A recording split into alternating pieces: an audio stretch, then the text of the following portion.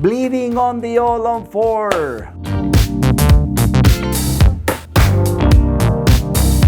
Of course you're gonna bleed because it's a big surgery. It's a full flap surgery, but it's a controlled bleeding unless you have a systemic problem. But that's why you need to be in touch with your doctor and discuss if you have high blood pressure or if you're taking aspirins or things like that, which we're gonna talk about it later on. But bleeding, it's normal when we do the surgery and after the surgery. But it's normal bleeding because then I have patients calling me that, well, I bleed all night. How much? Well, it was just a small amount of blood on the pillow. Well, that's normal because we did a full flap surgery. We worked on the bone, we perform implants, and we close. Sometimes it's saliva and you're doing a suction.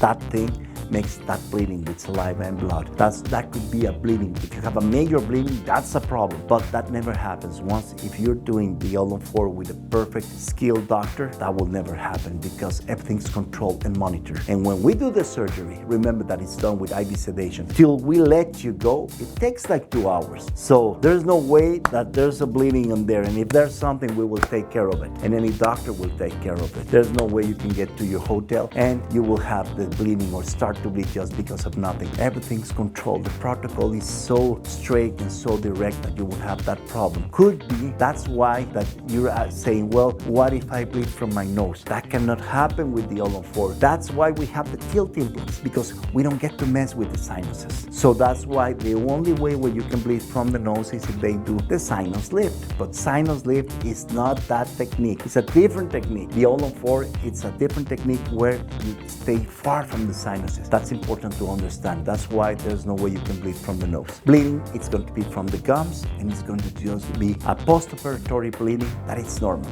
Okay, subscribe to my channel if you have any other questions about the ALL-ON-4. I'm Dr. Asate, diplomate of the ABOI. Thank you.